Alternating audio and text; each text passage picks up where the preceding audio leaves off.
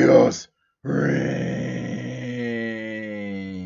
Chaos Reign presents Domestic Abuse, Remedies and Solutions with special guest D Derell.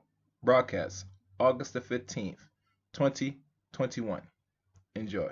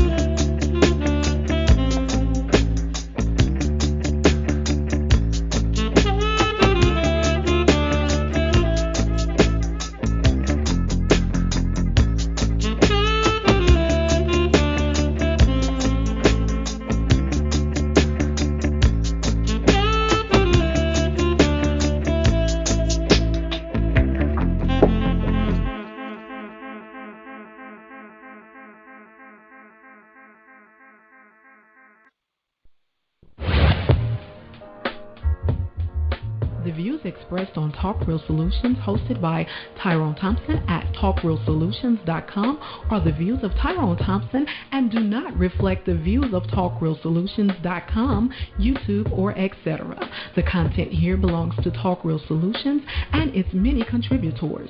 Views and opinions expressed by all contributors belong to them and not TalkRealSolutions.com or T.R.S Thompson, the host, or etc.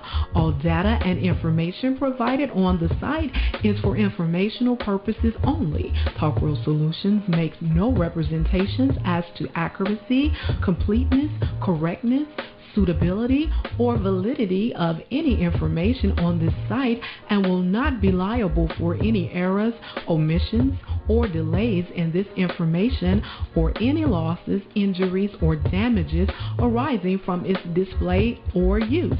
All information is provided on an as-is basis.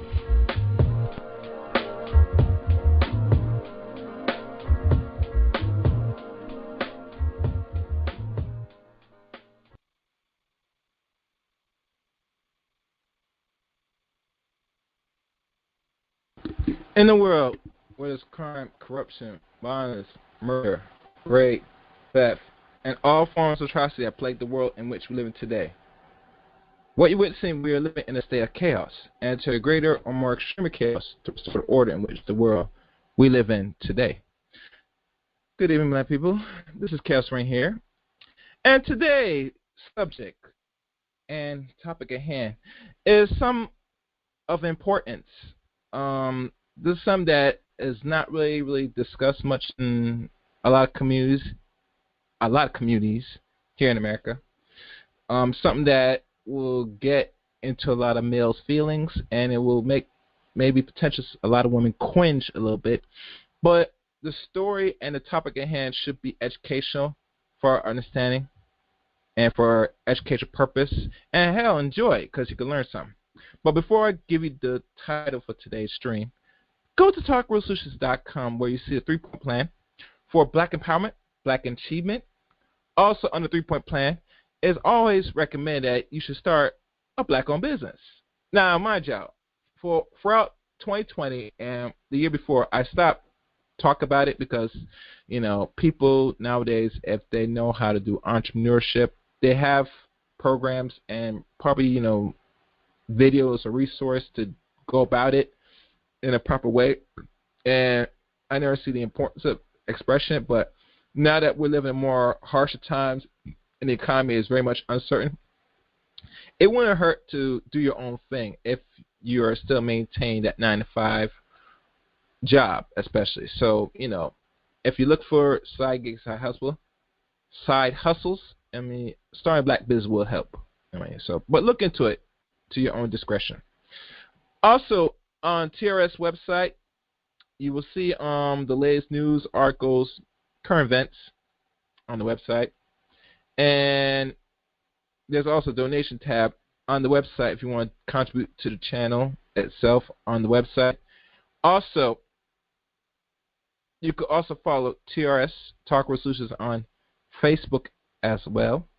Type in Talk Real Solutions. And once you hit the like group, you'll get invite to the private chat room on Talk Real Solutions.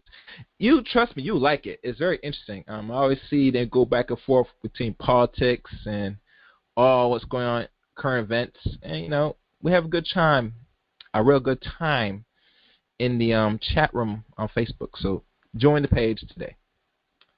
And also Talk Real Solutions on YouTube as well. You get the same name, title. You'll find it on YouTube. And also, if you're not familiar, T.R.S Rain does have a channel as well. T.R.S Rain channel. You know where to find me.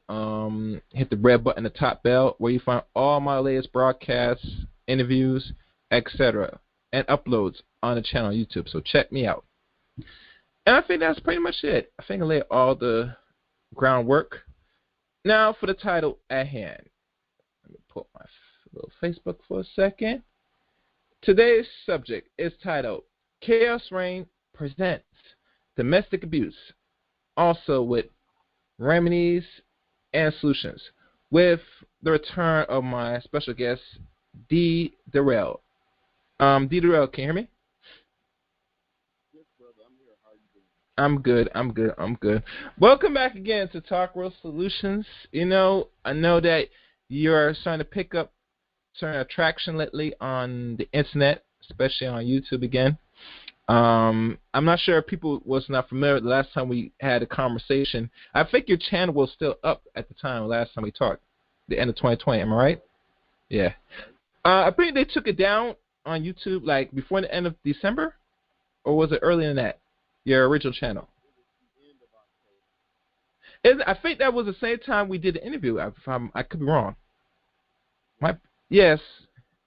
So around that time we had this discussion, lo and behold, it was taken down. Now, D Derell, do you know any people or any person that didn't like the way you were doing things, made it a way to take down your channel on YouTube for some reason? Oh, there was constantly people that didn't like it. There were plenty of people who didn't like what I was doing. Mainly, for some reason, there were certain subgroups of certain sectors that didn't like it. At the time, I had issues with 3 groups of people. Around October, I would say there were a bunch of people in Manosphere 3.0 that didn't like it. Also, some of the heavier hitters in SYSM. Okay. And also in the Umar sector, the anti-fraud wars that don't like Umar Johnson. I actually found out that it was at the time when the channel was shut down. There was a particular person in 3.0. They said when he celebrated when my channel was shut down. So wow. I thought they had something to do with it, but I eventually found out that there were a few people in the Umar sector that claimed that I was saying hate speech towards the LGBT community. And what I found out through some of the people who used to be in that crew that are no longer in that crew, they gave me the strategy of how they took my channel down. And what I found out was that they repetitively complained about my channel for about 3 or 4 months before they decided to. It took them like 4 months to get my channel shut down. And you did try to appeal it to get it back up and running, correct? Yes, I did. I appealed it twice. It's funny because the channel I had, the D Derell channel, I also had another channel which I'm broadcasting now on, which is the D Derell The Rebirth, which was actually a music channel. And that channel still remains up, but they don't allow me all of the ability to use the features. Wow. I'm actually, yeah, man. They at one time, I'm gonna say, when it first happened, between October and I say January, I was allowed to log in, but I wasn't able to log in all the time. I would have to try to log in like 3 or 4 times to allow me to do it. Then around, I would say, around the time we had cold weather in Houston and in Texas, I struggled to get in inconsistently, and so I kind of gave up on it. Okay. The last time I actually logged on into that account through YouTube was actually around April, May. Okay. And I'm only allowed to log in through basically StreamYard. So I can stream on the channel, but I can't log in. And I have to fill out a form as we speak. They want me to fill out a form and give some information about me not being able to log in. Okay. And I'm basically looking at this point right now. I just since I got my channel shut down, I'm doing more consistent content on D Derell Life Solution. When I first started the channel, I wasn't consistent because what I noticed was that when my channel shut down, I actually was making more money unmonetized. When I put the Cash App up, for some reason, people were actually donating me more after that happened than when I was actually monetized. So when that occurred, I was not posting on D Derell Life Solutions as much. I was probably posting at least maybe 3 or 4 times a month, if that. And so I finally decided that I want to really, really start doing some real good content on the channel. Okay. And so what I was streaming at the same time from both channels and so forth. And then I decided, okay, I'm going to start doing content strictly focused on the community, real content. I'm talking about business. My PPP loan videos are doing excellent. I'm talking about them as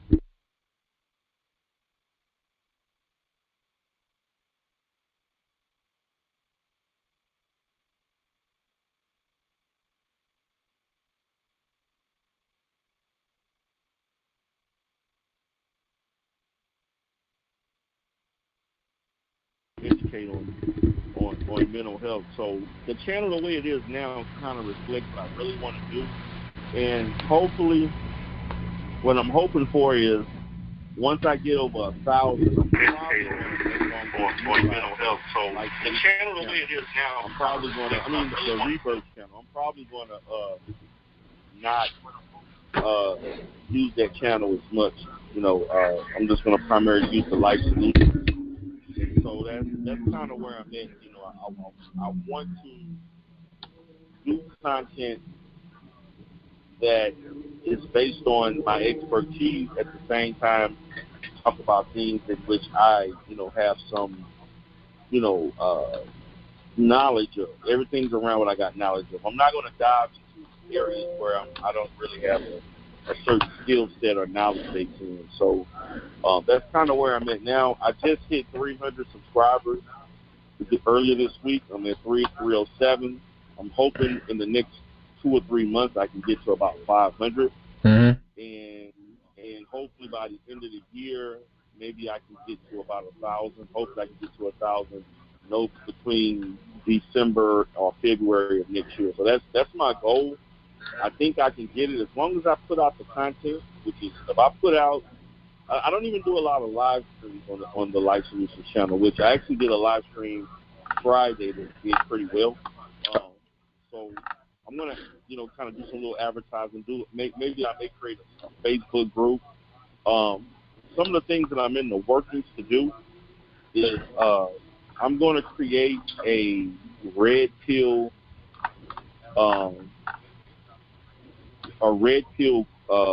therapy that's focused on some of the issues that the guys in this sector talk about in YouTube, the manosphere sectors, red pill sectors. I'm going to kind of label it that, and I want to create a course that focuses on,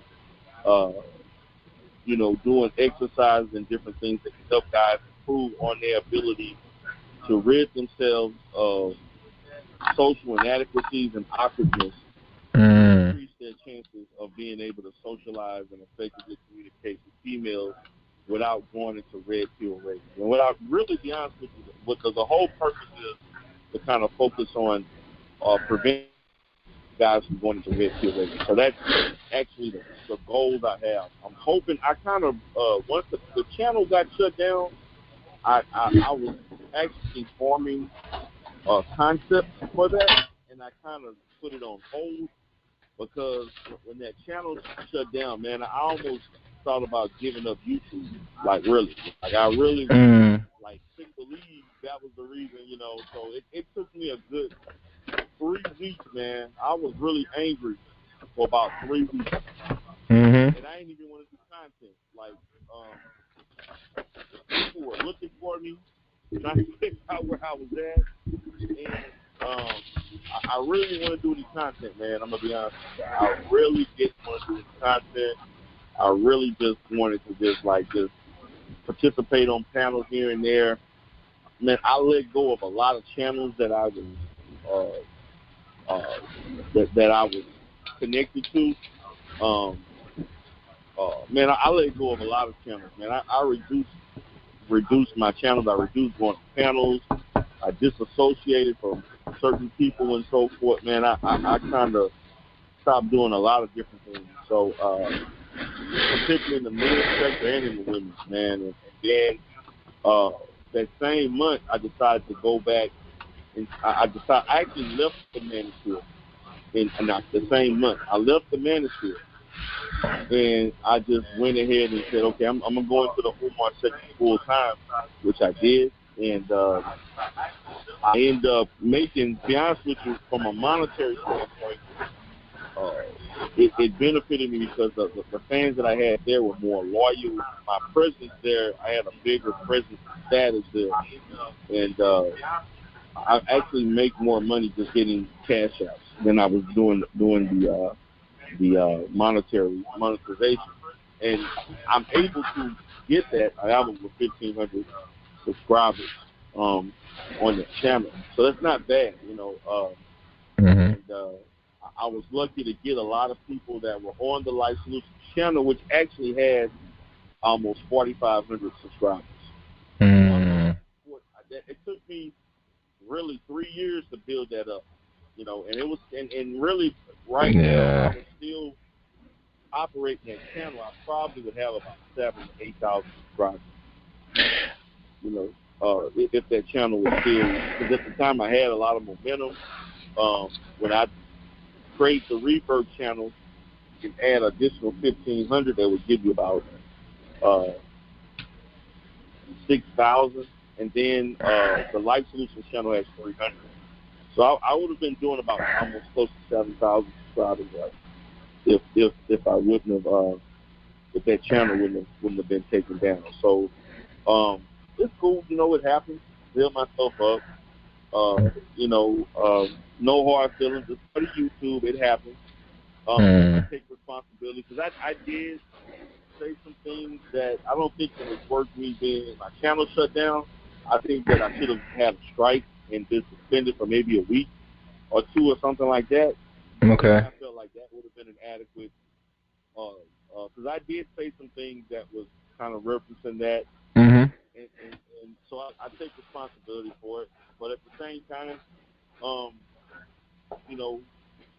the channel is still in the up and up. I mean, most of my rebirths, if I was able to upload and post and stuff like that, I would have a bigger presence. I can't post anything on the channel because I can't log in. I don't know what the analytics look like because I can't log into it.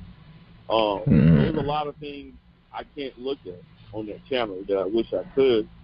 And if I was able to do so, I would have the ability to know how to tailor my content towards it.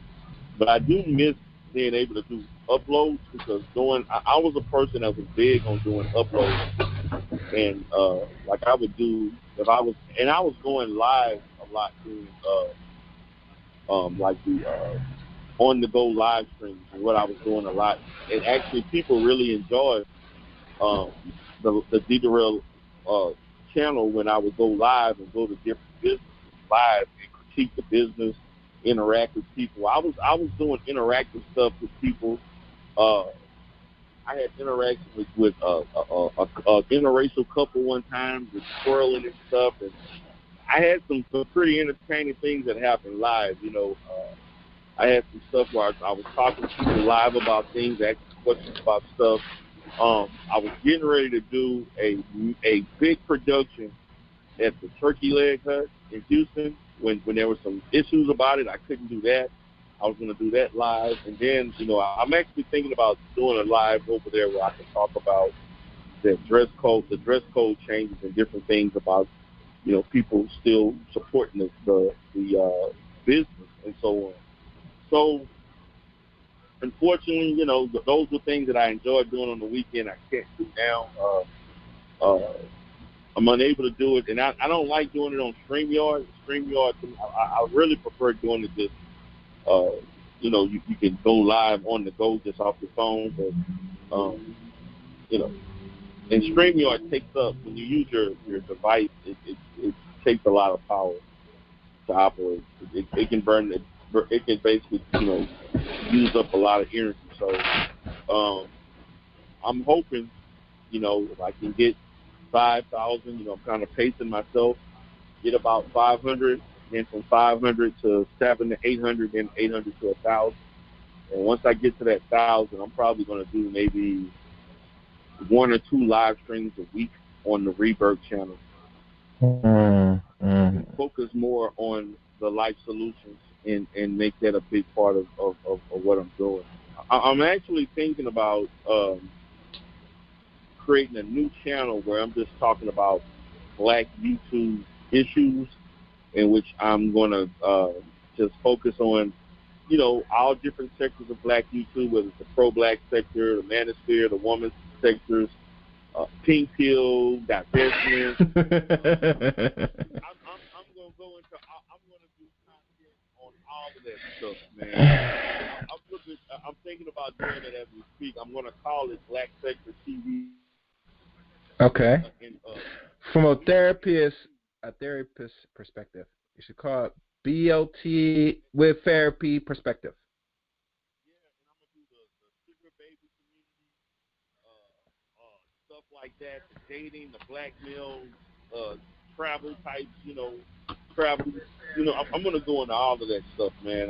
That's what I'm going to do on that channel. I'm debating on, as we speak, just how I'm going to create my concepts and talking points and the areas I'm going to focus on, and particularly the dating community, the dating coach community, and so on. Yeah, that's what I want to do that. I may have. I'm going to try to do about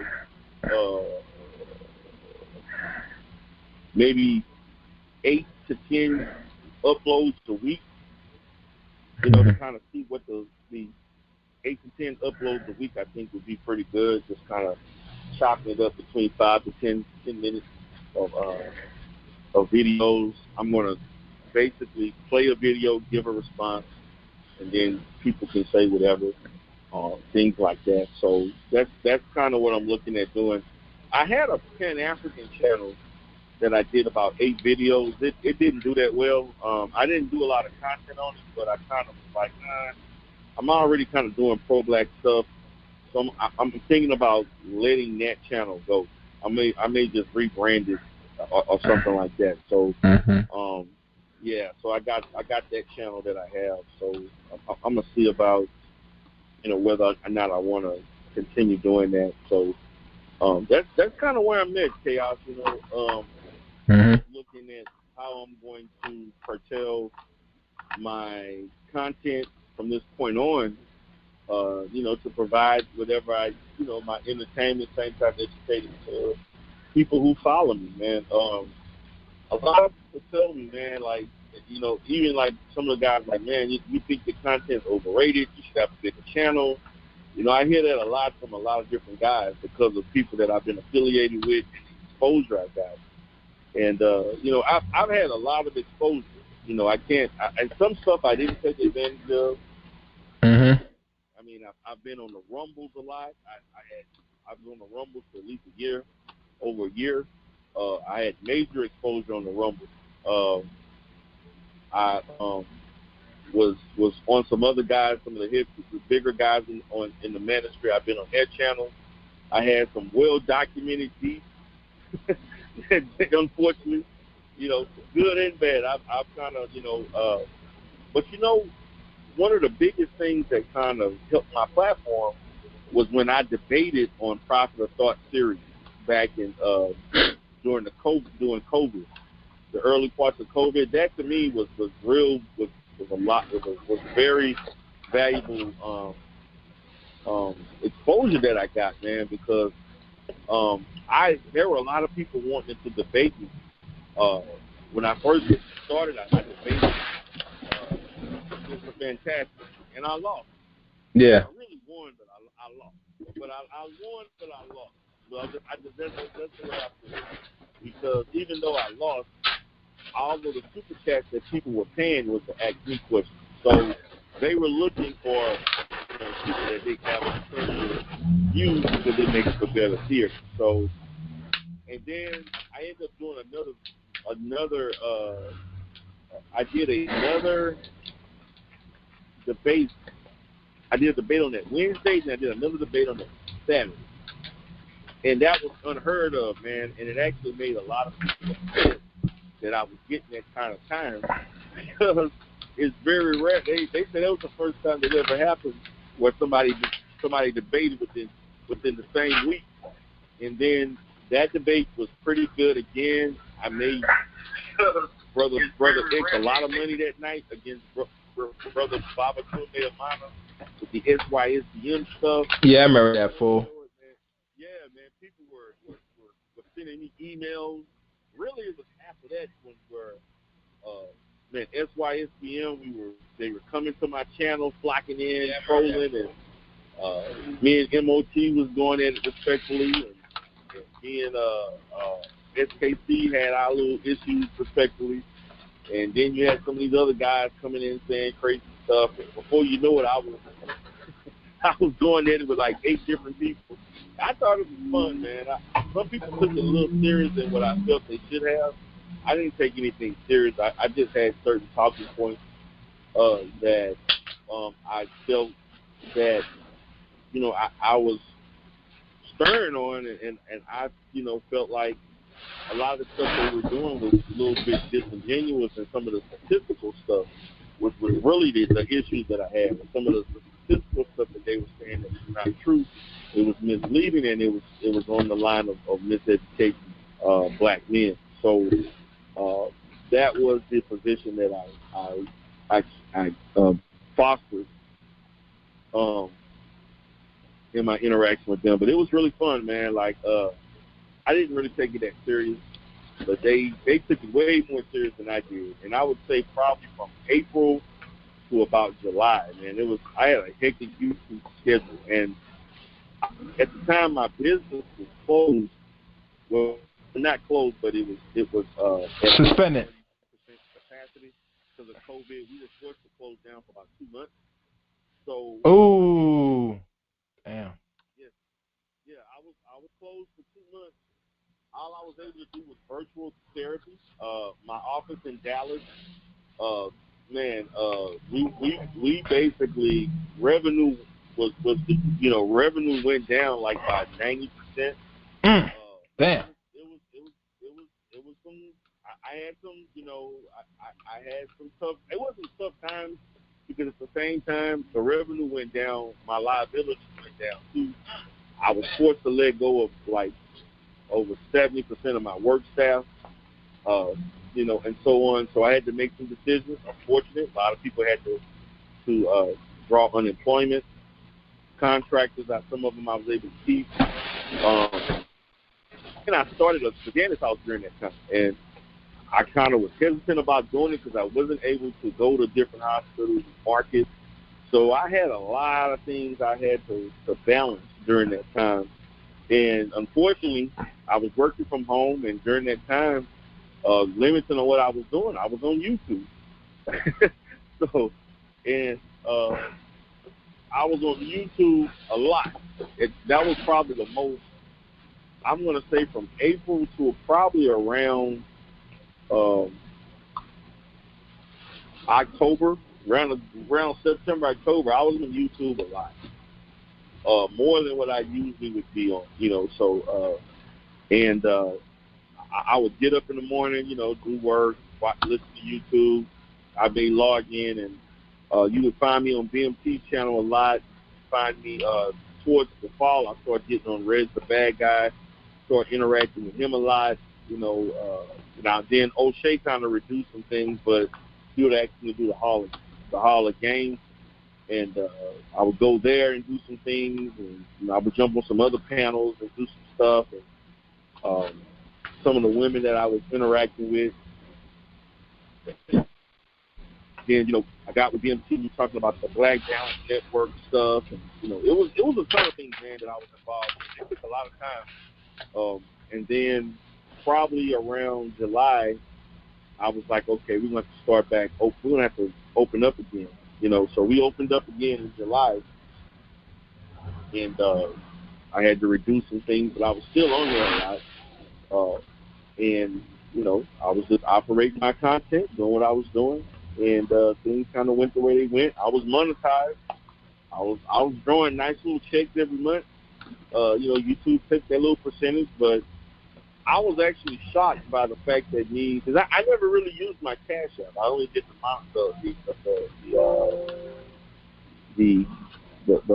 the super chat. And so when I went to the full time, I went back into the Umar sector in August, and then I decided to go there full fledged in October.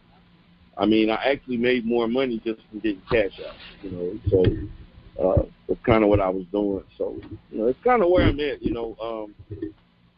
I'm actually good at, as far as the entertainment value I get from YouTube, the educational stuff. There are some major content that I'm going to be releasing the next couple of weeks that I'm looking at. I will be debunking a particular person that we talked about offline. And I got the videos, and I got some materials from you and some other people that I'm looking at. I understand that there's a major disruption if pink pill is still existing. I don't know where that's at, and some of the other content creators that are in the divestment stuff. I'm definitely going to be focusing on that. That's going to be a big part of what I'm going to be doing on the Rebirth channel. If I talk about it on my therapeutic channel, it's going to be more from. It's going to be strictly about the topic, not necessarily attacking the content creator. So it won't be any ad hominem attacks. It'll be strictly on the topic. So that's kind of where I'm at, Chaos. I'm good with where I'm at. I'm hoping that my Life Solutions channel grows, because that's where I want to be. That's going to be my primary channel. That's the channel that I want to build back to what I did earlier. I want to get back to getting thousands of subscribers. I pretty much do on average now about anywhere between 40 to 70 viewers on a live stream. I've gotten to 100 at times, depending on what the topic is in the Umar sector. So I can do decent numbers. So I just have to slowly continue to build. So. Okay. Let me take a little pause and break for a second. Let me check the end. I guess somebody said the volume is low. Let me see. I'm trying to figure out. My volume's low? No, hold on. I'm checking. Well, you see, I'm calling you from my computer, because you say you cannot call from free conference. Let me look at them, read the comments. All right. Well, no one else is complaining, so we'll have to continue, unfortunately. Guys, because y'all know with the free conference there's somewhat of an issue, but I'm not going to go into that now because I really want to touch the topic at hand. Let me refresh this. Okay, perfect. So now, this is good, it's good. So now on the subject at hand, domestic abuse. What is it, and what is its definitions that we are not clear understanding as a people, or just generally, when the word domestic violence comes to mind? Go ahead. Okay, so on the topic of domestic violence, and before I kind of, into expressing from a clinical standpoint of domestic violence, I want you all to understand that I am a professional therapist in which I have treated these type of issues for the last 15, 16 years, particularly working in getting referrals in government agencies. This year, I just want to preface that this year I've made a concerted effort to make this more of a specialty in my existence, where I have completed well over 40 hours of training strictly on domestic violence, and I'm also in the process of getting an accreditation to create this program within my company so that I can provide services and contract with various government agencies in a program that we call GIP, which is a behavioral intervention for battering intervention prevention program that basically focuses on domestic violence relationships between men and women. Domestic violence is basically defined in a situation in which there is a perpetrator and a victim, in which, and it doesn't matter whether it is male or female, because a male or female can inflict domestic violence on the opposite sex. And in that process, the perpetrator is basically using control and manipulation, and the issues of controlling and having power over someone in which they are physically, psychologically, emotionally, sexually, and verbally abusing someone, whether it's all the things that I talked about, a mixture of all of the above. Domestic violence usually is not just relegated to one of the things that I listed. When people primarily think of domestic violence, they assume we're basically talking about physical, which is to me the most severe, as because you're causing or you're inflicting harm on someone. In most of the cases, as we look at domestic violence, we're looking at it from a perspective as a culture. We look at it as a sense of a man causing abuse to a female, which in most cases, statistically, that is the case. However, in the last 10, 15 years, there is a rise in women doing the same to men.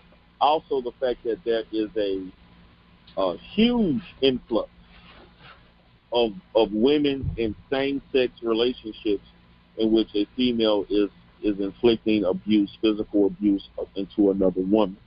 So I want everyone that is listening to as we talk about this, we have to look at all aspects of the type of relationships and alternative relationships, and not just relegate and fall into the stereotypical generalized perspective of thinking it's just merely a man inflicting his power on a woman. Even though in most D Derell? that is the case. Yes. This we're gonna do. I'm gonna take a moment, pause. I'm probably gonna call you on your cell phone. Just correct the volume, because some people said that they cannot hear. I can hear it a little low, so let me call you from my phone right now. So people, we're gonna take a 1 to 2 minute break. We'll be right back. Okay, no problem.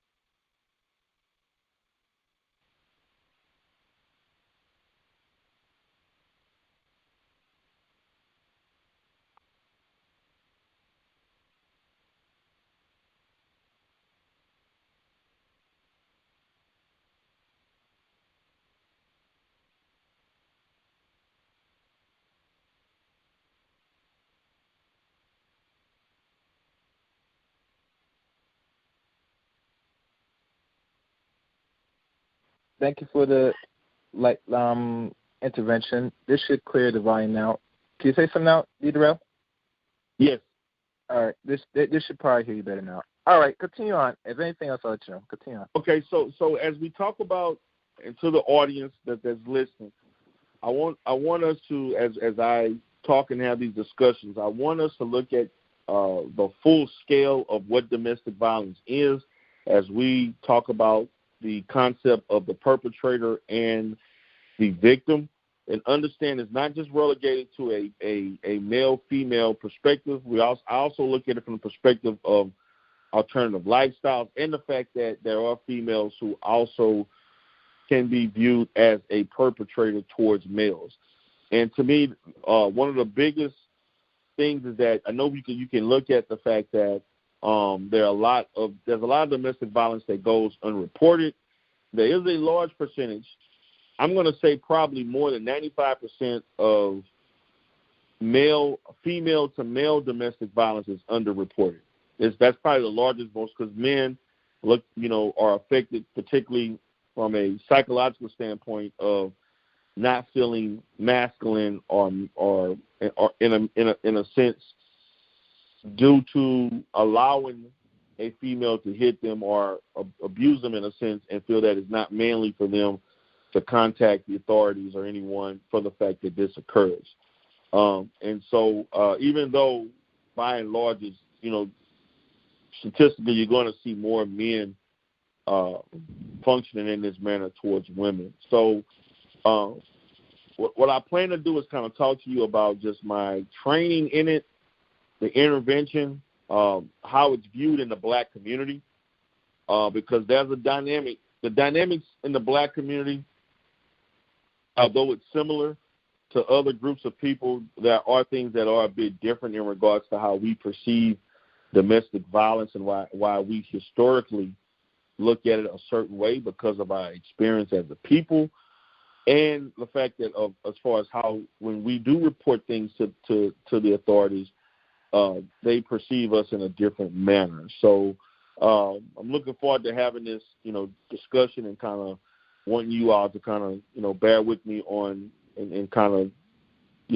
understanding in full scale of how the black community views domestic violence and some of the fallacies and miseducation on that, and how it can be properly minimized as far as these occurrences happening. Okay, excellent. Now, when we look at domestic violence, through the data that's been presented now, and I'm not sure if the data has grown or it started to decline the last, let's say 30 years. When we look at domestic violence, is it more in regards to relationships on man and woman the most, meaning that these are only found when there is a couple in relationships where you find the most that there is an abuser from either a man or woman's side? So the question we ask, is it mostly found when they collect data, it's only found that the violence is more dealing with couples in short-term or long-term relationships? Okay?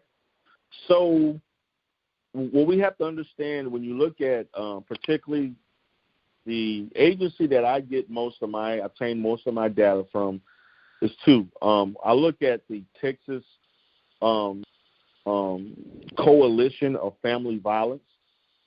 Is to me in the state of Texas, that's like the agency that is at the forefront of information on domestic violence and training as far as facilitators to combat these issues and to prevent these issues. And I also, for those that want more information, I also would encourage you to look at the National Association of the Domestic Violence, which is the NADV. There's also other agencies throughout the country that focus on this. Those are the agencies that I would tell you to kind of look at. That's also such as any counseling or psychology-related organization will have data on this, in which it focuses on the fact that most of the reported data, and I want to say the key word reported, most of the reported data is going to show the occurrence of a male inflicting his dominance on a female. That's reported. Now, because as I stated earlier, the small percentage of men that do experience domestic violence, over 90% of those men are not going to report it. So you probably have less than 10% that are going to report that. So the overwhelming majority of the information will be men inflicting physical violence on women. Excellent. Now, why is it that men overall, especially here in the West and America, when we could focus on where we're at in the soil, they just don't report any domestic abuse from their counterpart, especially when it deals with the woman? Because there is information and not much data to show proof that women cannot be the aggressors in domestic violence. Why so? Well, women can be the aggressor. They have been the aggressor. And then again, like I've stated, there are two phenomena that have occurred. One of the biggest influx of women being aggressors is to other women that are in same-sex relationships. Also, we look at the fact that there are a lot of women who, in the fact of being physically abusive, they're probably verbally and psychologically abusive. And a lot of men who are raised in the notion of you're not supposed to hit women. And there are women who take advantage of the fact that they know men have that value system, that no matter what a woman does, you're not supposed to hit them. And I think that I'm not saying that that's not an appropriate way to raise young boys and raise men. I also think that you have to take into context that just because you don't allow, you're not supposed to hit a woman back, doesn't mean you're not supposed to take measures to protect yourself from being physically abused. And I think that a lot of men who allow women to abuse them have a difficult time differentiating between the fine line between you protecting yourself because your life is at risk and so on, as opposed to, you not allowing someone to just recklessly harm you without any recourse. And I think there are a lot of men who will allow a woman to slap or hit them, and they will not call because number one, and I also want to keep in mind, just because the actual the actual pain level or the actual punch or hit or whatever does not maybe hurt or cause pain in comparison to what a man would do if they were to strike you, doesn't mean it should not be reported. And that's how men perceive it. Because there's a lot of situations the men don't feel threatened by the slap. So they don't feel threatened by being hit or scratched. They just look at like, oh, she just did it. It was no big deal. It wasn't painful. I can shake it off. But if that is being repetitively done, that can be problematic in a relationship. So I just think that it has a lot to do culturally as far as how men perceive women being aggressive like that and being taught not under any circumstances you should hit a woman. And again, I'm going to say there's a fine line between not wanting to hit a woman versus you taking measures to protect yourself. And there's a percentage of women who engage in that behavior, take advantage of knowing that this is how this person kind of looks at that situation and behaves in that certain way because they know that there's no threat of him retaliating in an aggressive manner. So that to me, it's very toxic and it's very manipulative. And whether you're a man or woman, the aggressors usually attempt to take advantage of that.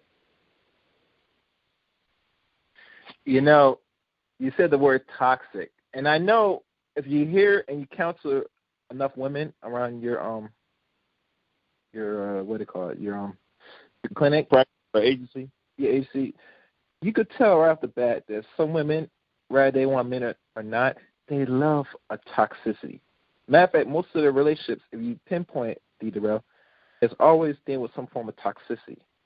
Where if the man doesn't do nothing to her, she feels it's no form of love. And to me, that's a mental illness. Because majority of brothers out here, they're not really feel cool or what's the word? They're not really comfortable wanting to put their hands on the opposite sex. Maybe in the bedroom, maybe some sexual, maybe a spanking and stuff. But in regards like domestic abuse and corporal punishment, what you want to call these things, men are not in the business of just physically harming women. And I find most women try to bring this as a pedestal, especially when we're dealing with our community alone, that black male are the biggest aggressors in domestic abuse. And that is not the case. That is not even true. Nowhere even close. You get me? Right. So when you paint this picture of the big, bad, boogie black male brute, that he's going to sit there abuse you like the movies like Color Purple, all these films that program you that this man is an aggressor. He's going, if you don't do what he say, he's going to abuse you. He's going to be Mr. And mind you, I never watched The Color Purple. The reason I mention this movie because I know this is a thing that a lot of Negroes go back to mention, including The Handmaid's Tale, which I'm not sure if that's a movie or a TV series on some special TV outlet. And I'm thinking, we do not live in those days where you ladies that live in America are really getting abused like that. You get me? There's too many things put in place to protect you from that. And not only they really, really want to get the man for any reason. Because the whole premise of jail and institutions that lock up people is to get the free labor. And men are the better preferred labor in these free debtor prisons. So if you say you call police on anything, the police will come to the house, put handcuffs on your boyfriend, husband, whatever, and most likely you cannot go to the police counter and say, release him. They kind of stopped doing that for some time now. One time, maybe a decade or two, maybe 3, you could do that, but now they stopped doing it.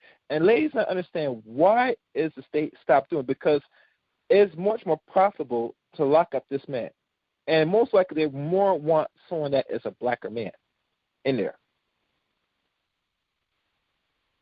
Right. So if you think that you're controlling the male population, especially this black man, you are sadly mistaken. Matthew, you shoot yourself in the foot, especially complain about there are more males in jail than there are in college. I hear these stupid complaints and stupid excuse that say, oh, where are the good men at? The men are in jail. I say, okay, are they there by their own fruition, or you're doing something to make them put them in jail? It's one or the other. And I don't want this to be a sexist thing, but we have to really look deeply. That is over almost 48 million Americans, black people in America. 20 out of 20, there's probably, we all know there's 2 more black women than black men. So let's say black men is like 22, and let's say black women's like 23, 24. Just throwing numbers. There's going to be extra 2 million. You get me? Right. And if you're complaining about there's no pool of men available for you, you always got to put in mind, make sure you're not causing why these males are going to jail. You get me? And if this is the biggest issue, that domestic abuse, what I'm hearing now from, the petitions and all this stuff, this is not really focused on domestic abuse as a whole. It's only focused on a certain demographic of people. You ever notice that? That's correct. So you're not so serious of stopping domestic abuse, because if you were in another relationship that's not a part of this culture, another race of people, you damn sure not going to be calling no domestic abuse on these other groups of men. Oh, no, you ain't going to attempt it. And there are some women that have. But I'm going to tell you right now, the reason why they will not do it in mass numbers, either if they're in this race, because they know that there's nothing going to be done to them. Look at Chad Wheeler. And this man was a football player. I believe, this is me, he would have got a slap in the wrist. He might do he'll get a fine, and that's it. You get me?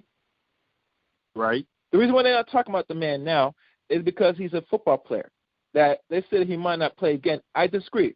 If he's a good, real solid lineman, he will be playing NFL very soon.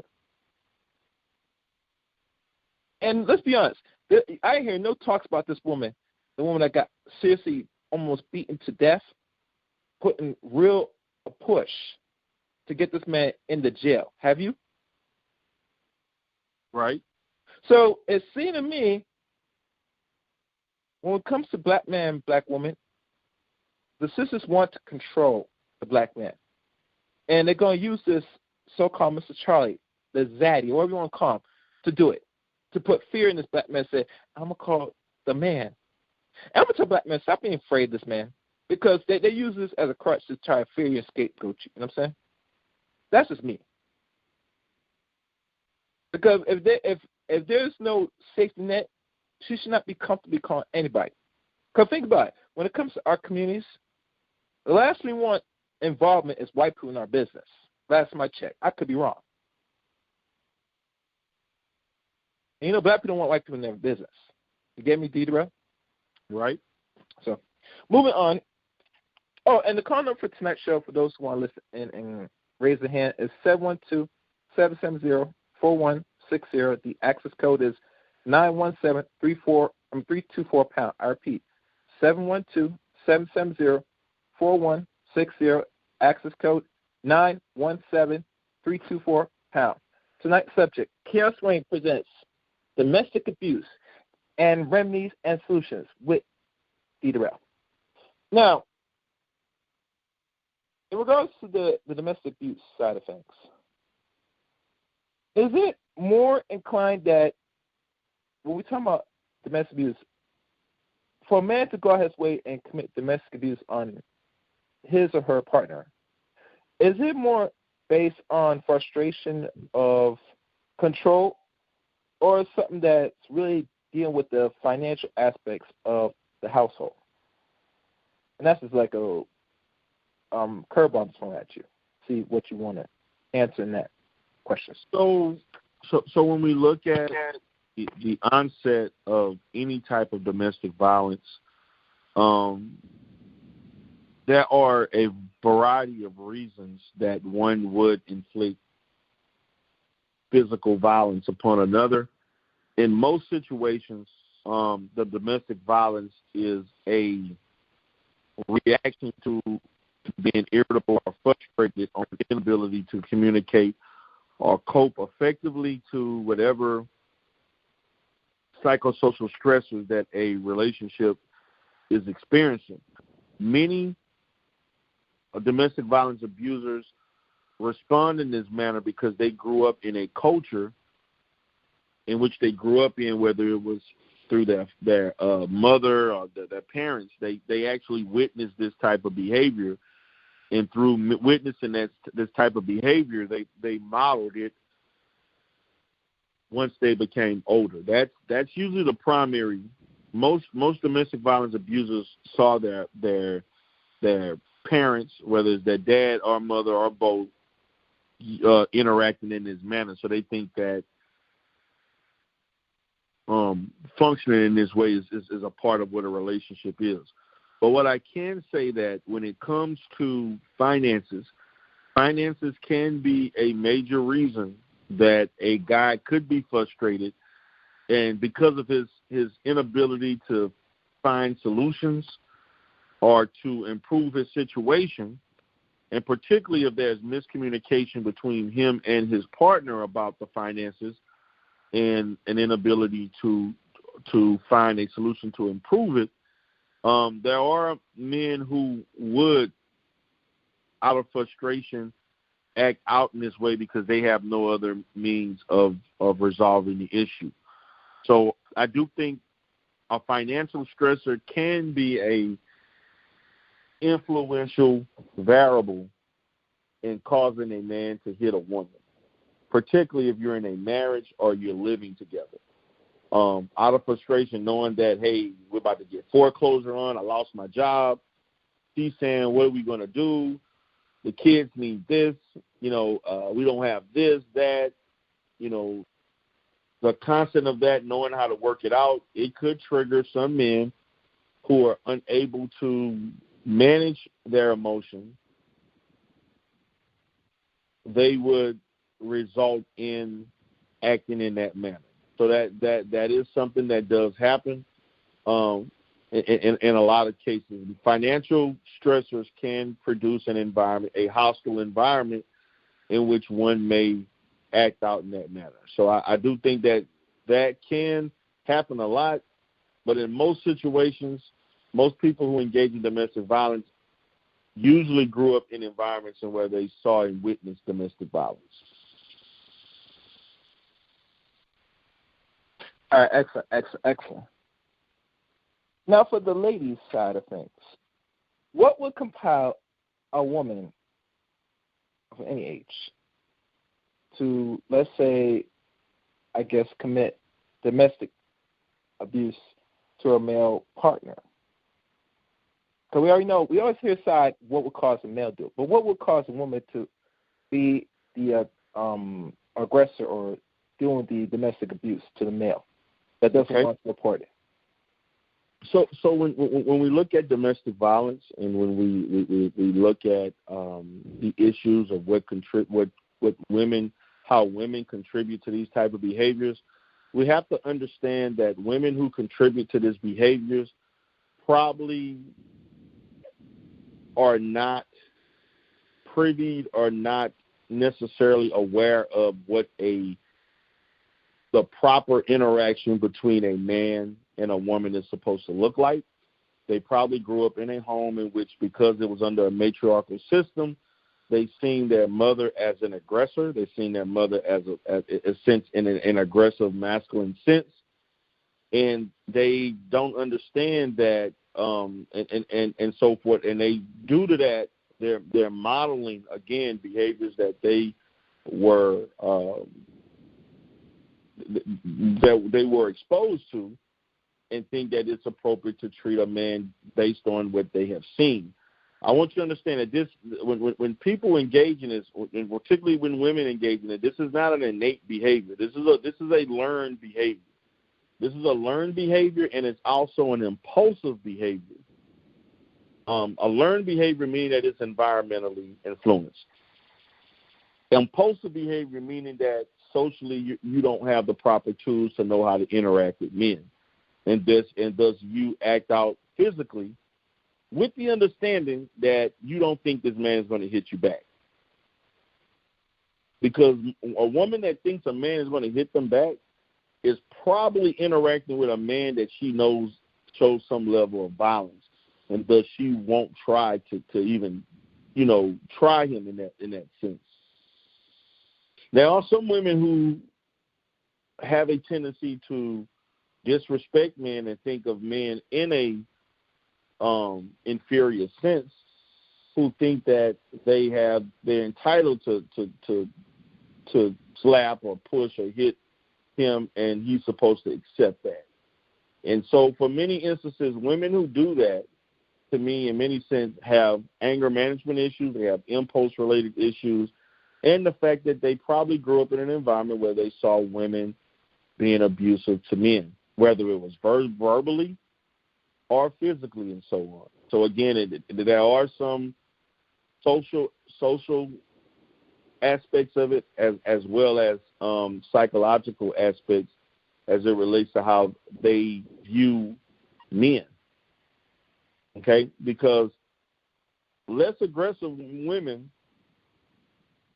are not going to even fathom the fact that I should slap or hit him because he didn't do what I wanted.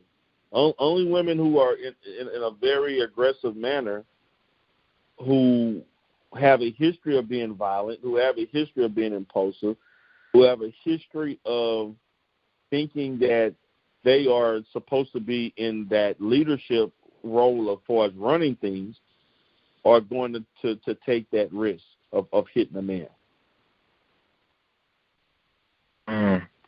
So we have to look at that. Now, majority of women, unfortunately, because in the training, I'm going to say this, in my training, I had some issues in regards to some of the models, because in a lot of the trainings, when people have to go to domestic violence classes and so forth, it's more tailored towards helping men. There are very few models that are geared towards focusing on the female being the aggressor. So in our essence, there is a overwhelming slant to tailor domestic violence to treat men, because the overwhelming majority of those cases that are being reported, again, I say the key word reported, is usually going to be men causing harm to women. But I think that just as we talk about with females who experience sexual abuse or rape, unwilling to report, I think we have to utilize the same aspects, utilize the same strategies to encouraging men who encounter domestic violence to report. One of the biggest talking points in the manosphere is that the fact that in our country there are thousands of domestic violence organizations and treatment centers for women, as far as those type of agencies and housing and so forth, and there are only 2 for men in the whole country. The reason why that's the case is because the lack of reporting. It's not economically, it doesn't economically make sense because the lack of reporting. If more men reported, there would be more institutions that can shelter men that go through these issues. So that there's a statistical basis and an economic basis for why it's overly, I'm not going to say saturated, but it's uneven in the amount of organizations that help men and women who are battered. So, D Derell, you're telling me that if more of the men in the society start reporting their significant loved one to the authorities and have it on record, then it's going to make the system, and not only one state, but every state where politicians are looking at the data or whoever is in office, going to start examining, saying, now we're going to step in. There's too much reports of you ladies not only verbally abusing the man, but also putting your hands on this man's not doing nothing.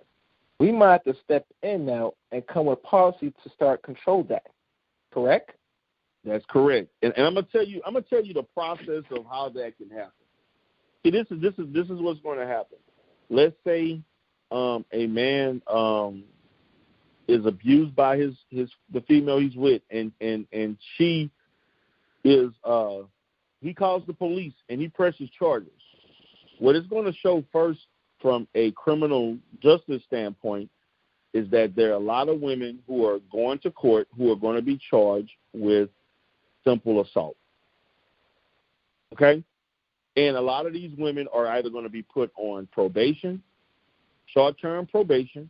Some may be put on felony probation, particularly if they used a weapon or if they caused medical harm that needed medical attention. And so that data is going to show that from a criminal standpoint, in order for them to satisfy their probations, they're going to be required to do 3 to 6 months or more of psychoeducational classes, such as BIP, to basically learn to behave better. They're going to be told to go to counseling. So they're going to track how this is affecting and costing the system money. Okay? And in that, people who look at that data they're going to see a financial opportunity. And that financial opportunity is that if we see an influx of, let's say, 15 to 20% more women than usual committing this type of crime, this type of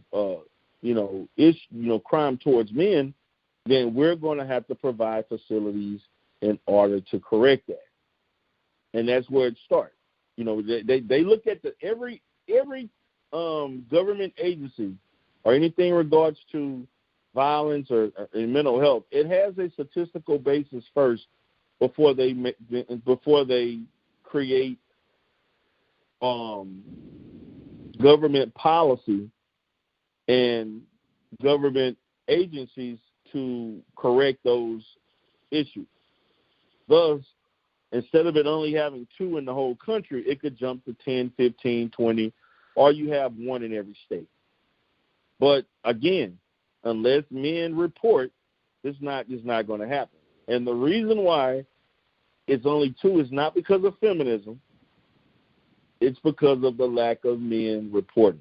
The more you report, the more attention it's going to get, the more they're going to see government resources being invested in those areas.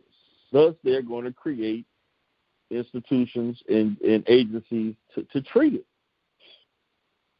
And that's how that works with that's how that works with any phenomenon. Any social problem is going to be studied. They're going to be studies and research. And they're going to look at those studies and research. They're going to look at the outcomes. They're going to look at the statistics. And then based on the statistics and the variables that are being assessed and evaluated as far as the causes, They're gonna problem solve for solutions, and then they're going to do a cost analysis of how much they should invest, the government should invest, or other agencies should invest in alleviating these issues. That's why you see so many domestic. That's why there are thousands. I think it's about 1,500 for women, and they're all of different sizes and so forth. That they have different shelters and groups and things like that are very small, and you got those that are large. And the reason for that is based on the need. Is there a need to substantiate this amount of institutions towards domestic violence? So if you don't report, they can't account for the need. So unless black men report more, then there will be more help. There will be more of a stance. There will be more of a need to hold women accountable. And that's the foundation of it. We cannot hold women accountable if you don't report. Yes, indeed, fellas. So, like I said, if you really want to start apply pressure in the system in regards to domestic abuse and make it even on both playing fields, you're going to have to chuck one up for the team. You're going to have to call the police on that bitch. On that woman. Sorry. you at anytime she feels she's gonna throw hot grits at you and you get burned, you sit there, chuck it up, grab your cell phone, you dial 911, and you call police to have her ass get locked up on any reason. Whether she throws pans at you, try and strike you with a knife, throw hot water, hot grits. Cause you're from the South, D Derell. You heard stories of old grandma or somebody used to take some hot. Domestic violence that has happened. One of the main domestic violence occurrences that never go reported, in the midst of a female finding out that a man cheated on them, and they hit and slap him and so forth based on that reaction. That's a domestic violence situation.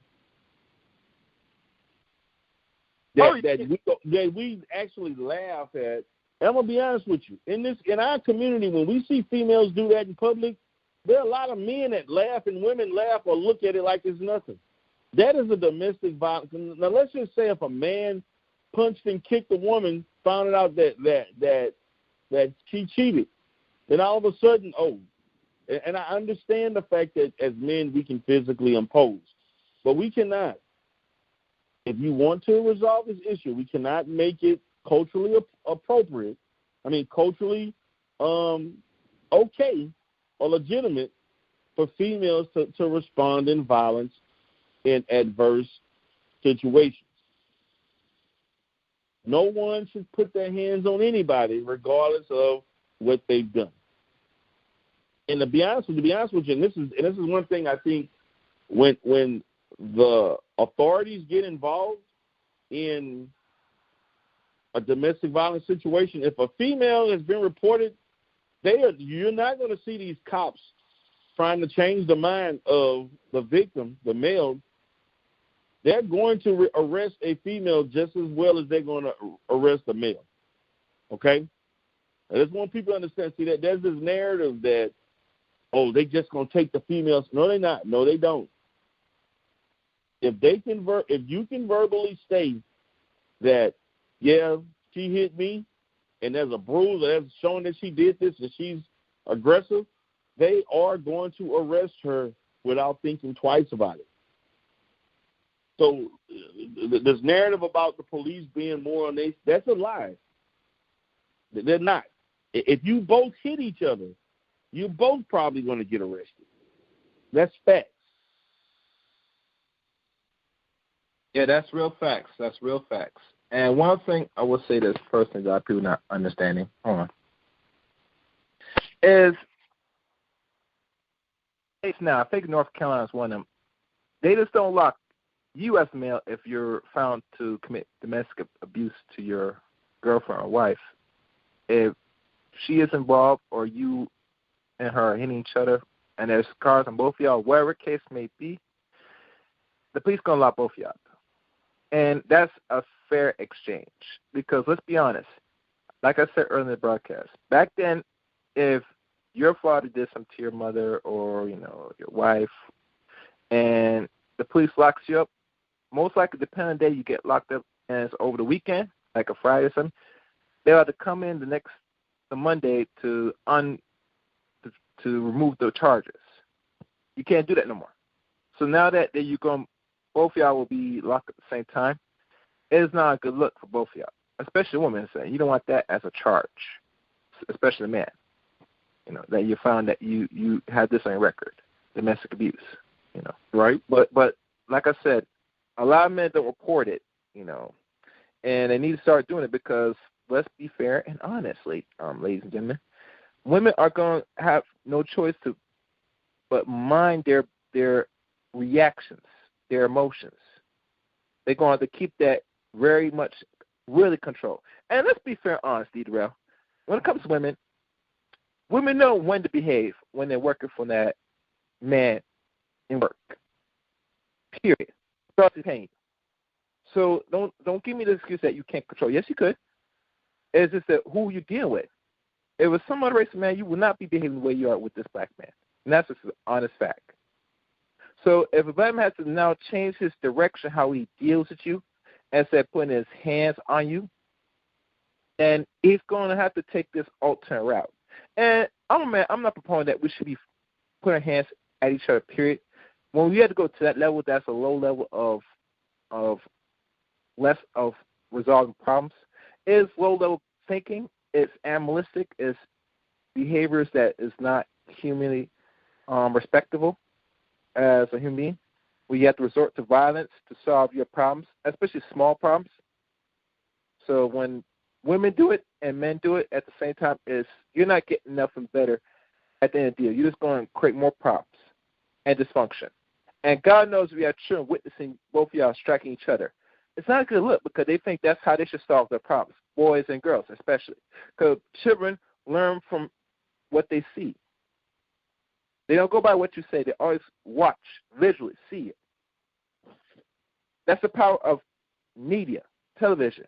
They teach you how to behave, how to conduct yourself, how the world works. They visually see it.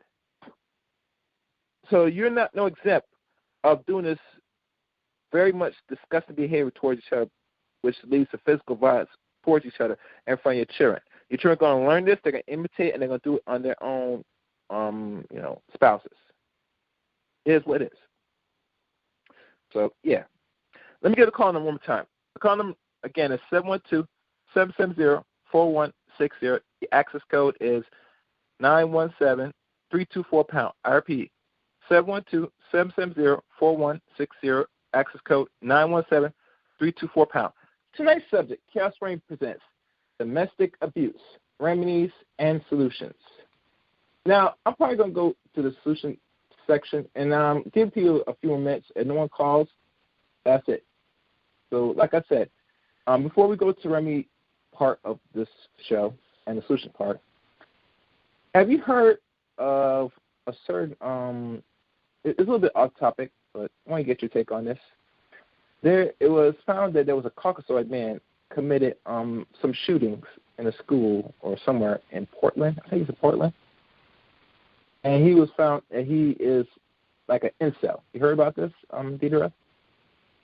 Yeah, I did hear something about it, vaguely, not in detail. Mm-hmm.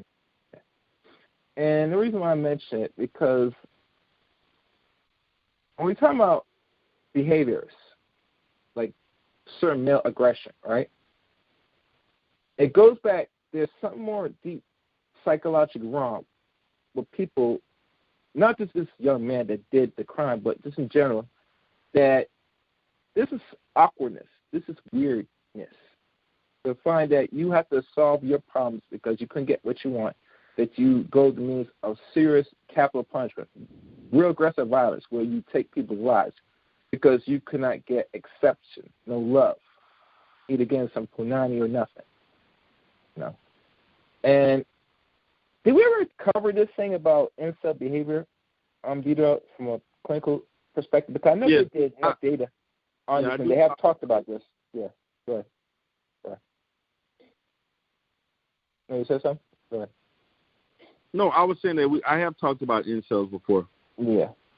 And I'm not saying that people think that this is a rise, but I only see this more when it comes to certain racial groups of people because, like I said before, we live in a society that does not display reward and punishment, especially real punishment for actions like this, you know. And I'm not saying that these dudes that where they're awkward not chose to go this direction, but it goes back when someone has to go out the way to go physically there to hurt people and women. That's a cry for help. You get me? A serious cry for help. And I said repeated times that when we deal with mental illness, there is a market that needs to be filled up. And I think why it's not being filled up enough, because, like you said, D Derell, in this podcast, it has to be enough where the system has to take the same capital that they spend yearly to put into certain communities, certain cities, to provide the service. The money's not going to come from thin air. People are not going to sit there, pull out their wallet to pay for a session just to hear and deal with their mental issues. The state has to come back and fund and back this up. You get me? Effectively. Yes. And I think the reason why the state doesn't take the time to do it, because they feel in their mind that it's not an expense to look into. And I think they're very selfish because, let's be honest, if someone goes out and kills 3-5 women and probably males, they're already showing you that they don't give a crap. They say as long as it's not hurting the infrastructure, you can go ahead and commit your criminality. I think that's very low. Very low. But that's me. That's me. By the way, let me look at the board, see my anything here. All right. Let me check if anybody has any comments. I'm not going to be on here that long. Can't hear him. Well, yeah, this guy's a troll now. And I'm not going to read the comments in the chat room. It's crazy. Anyway, now for the remedies and solutions. Wait. Before we go to remedies and solutions, my one biggest question to ask. In relationships, dealing with the male side of things, are there ways for women to spot what we call an abuser? That will take like a domestic abuse. Can it easily be? Is there signs or things that can be clear and women should be paying attention?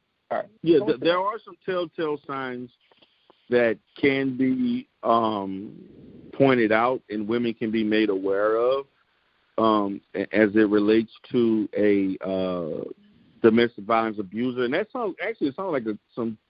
You just gave me an idea. Maybe I need to do some content on that to kind of point out certain characteristics that abusers demonstrate that women are not aware of, and they misinterpret that as love. They misinterpret it as a person cares. One of the first things you can look at if you're trying to figure out if a person is an abuser or abusive and so forth, one of the first things you're going to look at is that a person who acts like that has a tendency to say all the right things, can be very agreeable to the point where you're trying to figure out, what's wrong. When you notice somebody is saying all the right things, and a lot of times abusers do this to lure you in, to get you emotionally vested. So you have to be cognizant. I'm not saying that there are guys who do this and they're not genuine, but a lot of domestic violence are very good from a verbal standpoint in getting you to buy in, that to be comfortable and feel safe with them. And they have a tendency of being very tactful in gaining your trust, saying all the right things, doing all the perfect things, everything you want and would dream, without any mistakes. A lot of women get drawn to that and thinking that this person really cares for them, but what he's really trying to do is get you emotionally invested so that he can control you and use what he's doing against you to manipulate you into giving him control of you and what you do. Another thing you may notice is that if a guy, and this is something that some women, again, they think this is the person's into you, giving you this attention. If a guy's emphatically contacting you, whether text or a phone call, now excessive can be subjective. Well, I know a lot of women like attention, but if someone is calling you every hour, that is a telltale sign. If somebody's texting you constantly, awkward times of the night and so forth, you just spoke to them 10 minutes ago, they're calling you again 30 minutes, just talking and just – a lot of women – there are some women who actually love that. They like that attention. If he's doing this, he must be really – no, he's not. He's really trying to get you to buy into him so that he can control you. That attention is not the fact that he is showing you attention to benefit and make you feel good. It's actually it's a symptom of his own insecurities as it relates to thinking that you may be with somebody else, or he has to do that in order to keep you interested. It actually speaks to his insecurities, not necessarily that he cares about you. Another thing you may look at is that in your conversation, a lot of women may overlook the fact that, I know that when you meet people, you don't necessarily go too deep into their family history.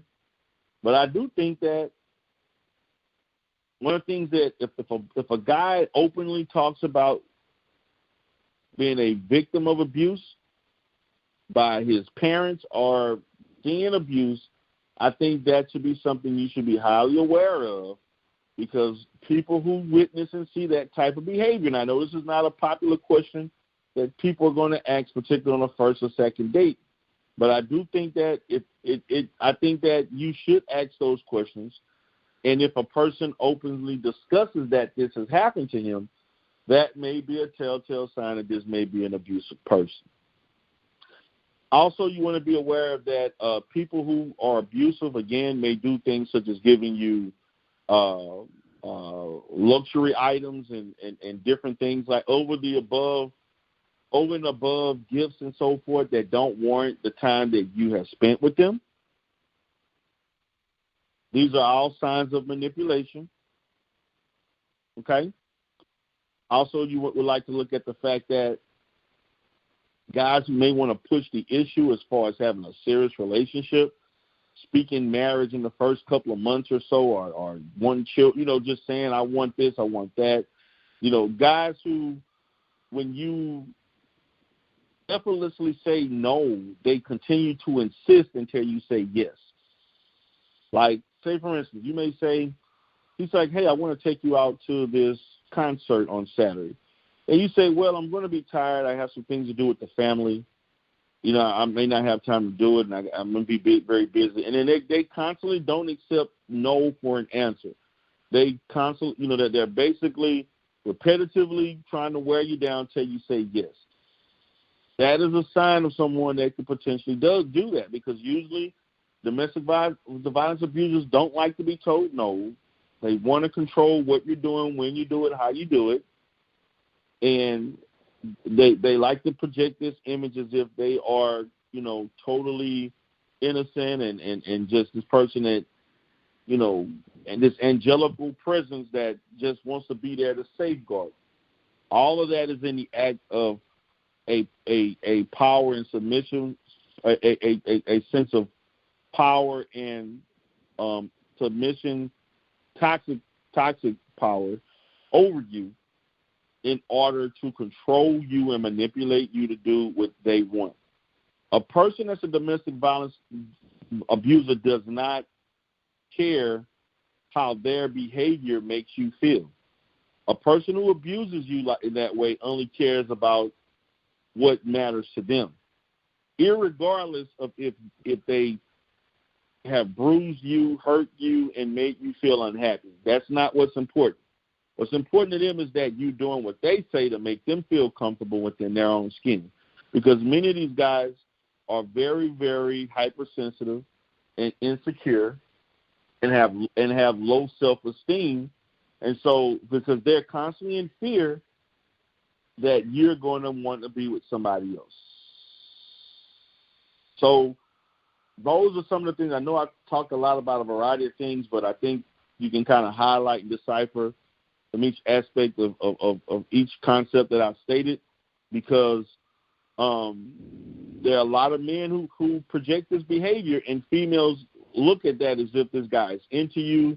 They misinterpret it as if he's into you. They love you. They care for you so much.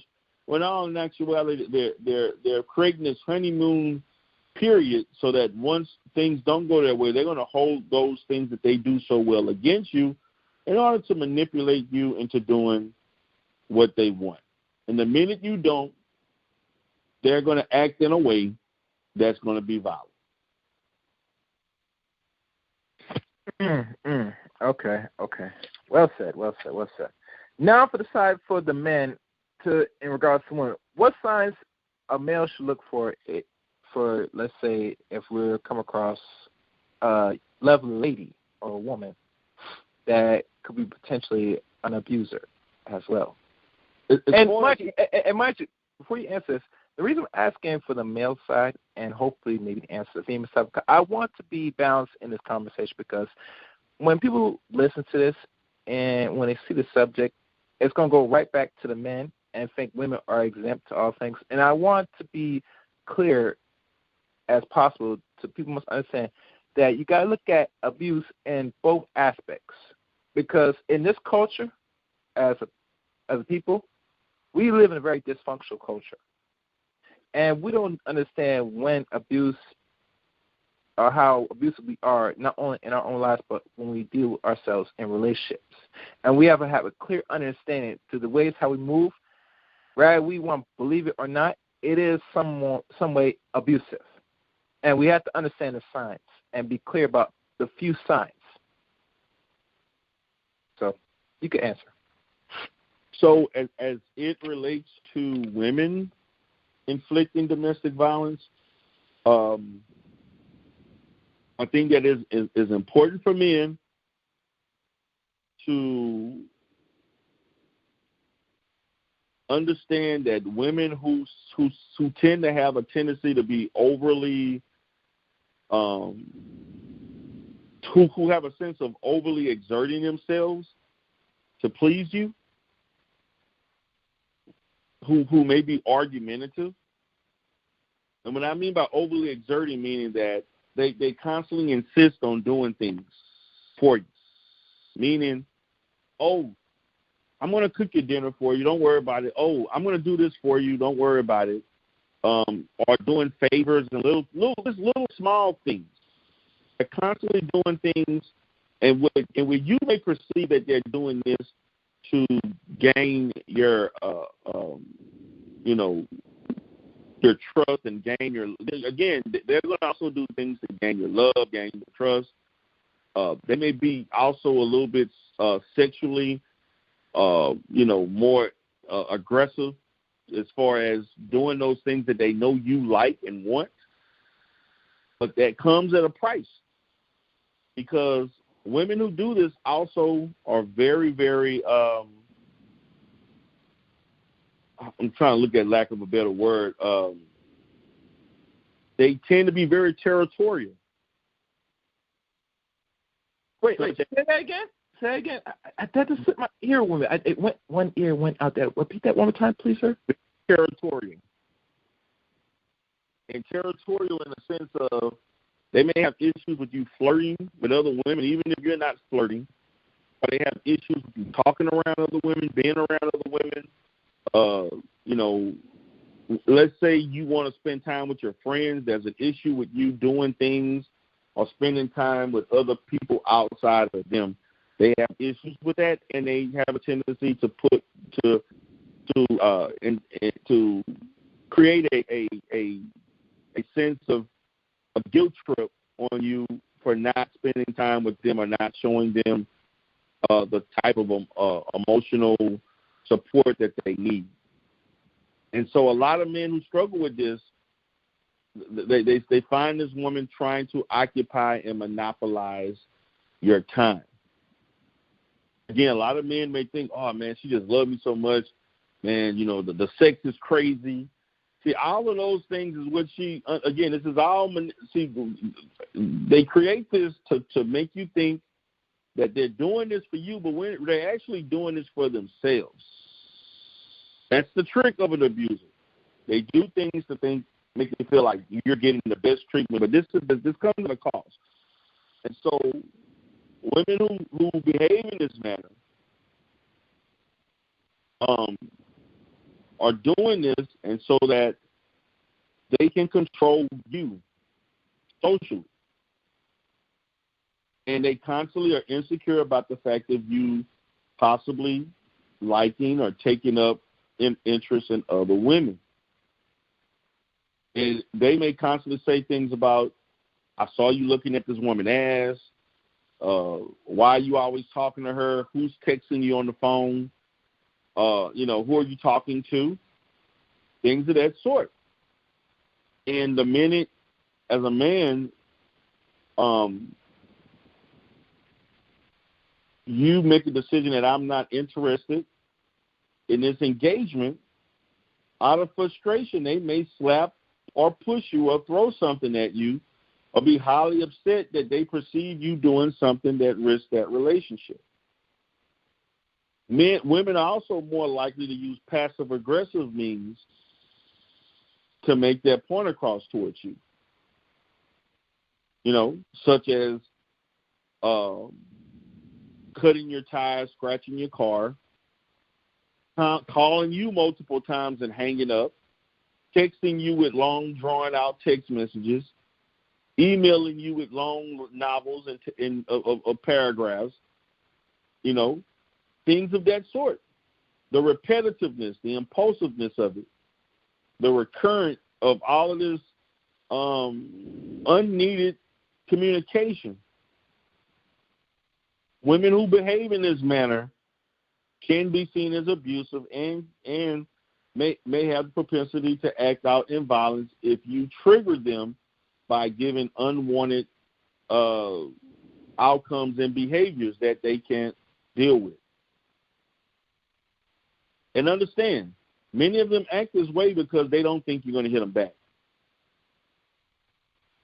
They're not going. A woman is not going to hit you if they think you're going to. And I'm not saying men should project themselves as being aggressive, in a sense, but most women don't hit violent men that they know to be violent. Most women may do that to men that they think they're going to be a gentleman. They're going to maybe walk away, not going to hit you back. So those are kind of some of the things. Those are some of the things that, as far as the behaviors that women may exemplify in a toxic relationship in order to control the male, and they will use these means as far as using sex, using, you know, just spending time with you, doing favors, cooking, doing all the things that you like at a price. So that means because I'm doing these things, you need to not do things that I think risk our relationship. Doesn't matter how above and over the top it is, as far as the normacy of it. It's the fact that I may not want you looking at another female. I don't want you talking. Why do you have to spend time with your family? Why do you have to go do this and that? You should only be focusing on me and nobody else. The difference as far as women look engage in this in many instances for as attention and for validation. Men do it in a sense to control the woman because they may objectify the female as property or someone that they can control for their own usage. So there's a bit of a difference based on the needs, the generalized needs of the abuser, whether they're male or female. So as far as the female, those are some of the telltale signs that men can look at. Excellent. Yeah, this is really good. I think this is the first time I really cover something like this in its totality.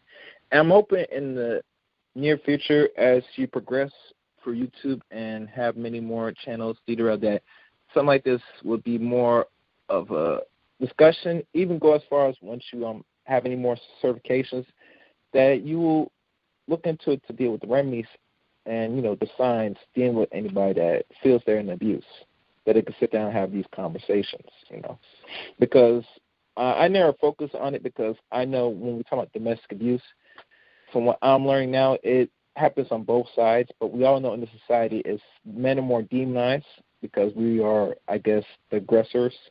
So a lot of men are not going to try to push back with legislation or even go as far as make a paper trail, i.e., have her going locked up and have it on paper for the states to look at the data, because they are doing analysis every quarter of the month, because there's 4 quarters, and they always reflect throughout the whole year what we look like.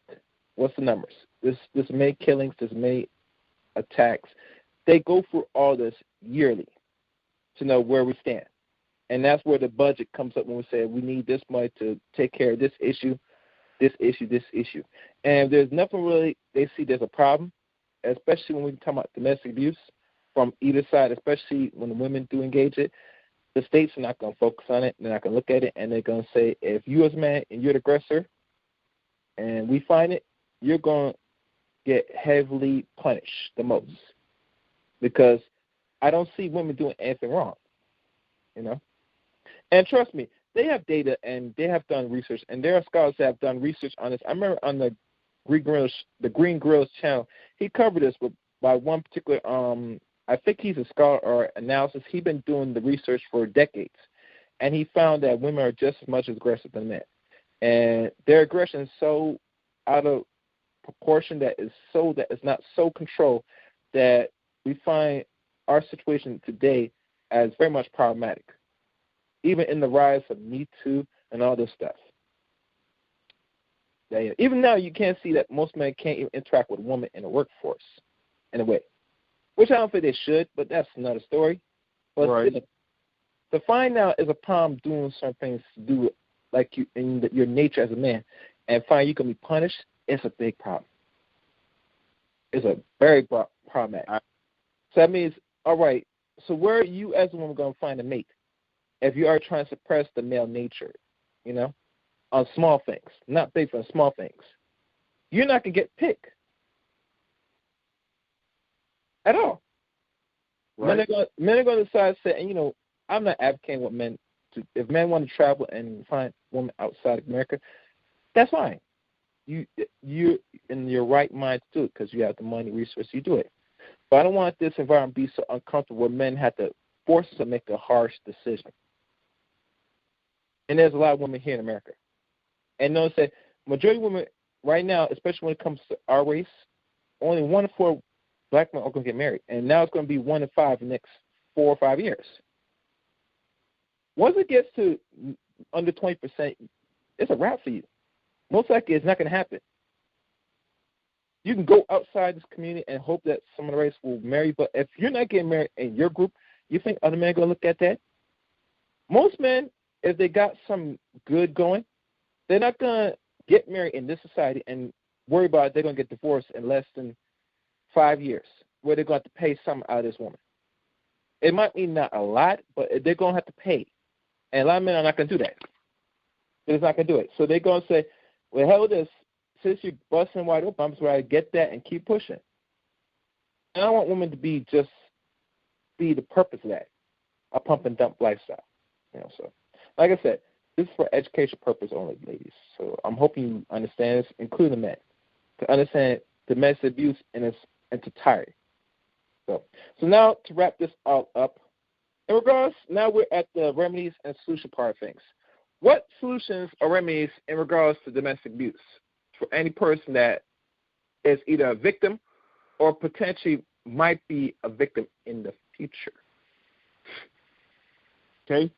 Well, the solutions to things as it relates to domestic violence is that in reducing domestic violence, I think it is important for you to understand as a person that no matter how much you love and care for someone, nobody has a right to abuse you physically, sexually, financial abuse, verbal, psychological. Well, we need to understand that. I think that to me, if you have that understanding, that you don't allow people to do this, no matter how you feel about it. That one state of mind of understanding that about yourself can reduce things greatly. So what happens is that when this happens the first time, people either dismiss it, or they look at it as not being a big deal, or they think that it won't happen again. And the bottom line, if someone treats you like this once, in all actuality, if a similar occurrence or a situation occurs that triggers a similar behavior, they're going to respond in that manner again, because they're unwilling. The fact that they did it one time shows, in particular, if there's no corrective means to prevent it from happening again, the likelihood is that they're going to do it again. So you have to have the mindset of that. No one has the right to cause harm to you.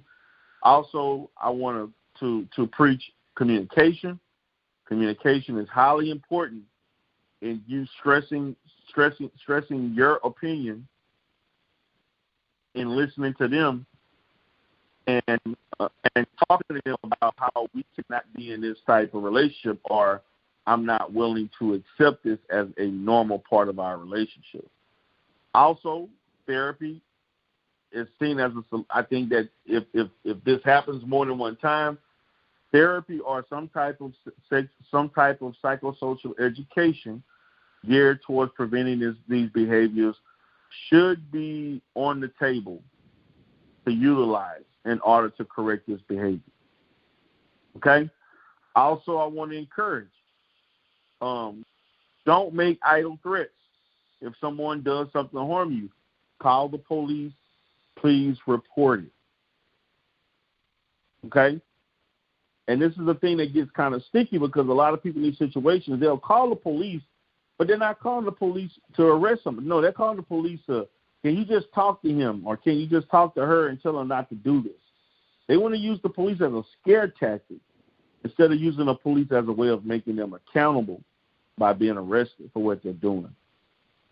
So those are some of the preventive measures that I have.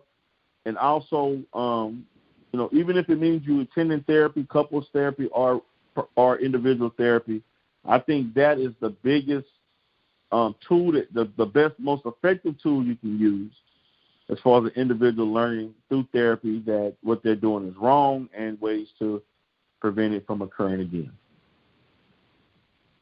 Yes, indeed. You know, one other weird question that just popped up my head, D Derell.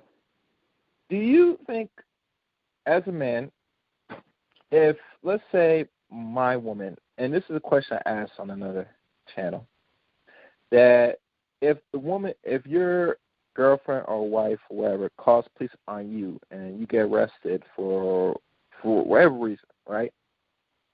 Do you think that man should just divorce his wife or end the relationship with his girlfriend or baby mama? Repeat that again?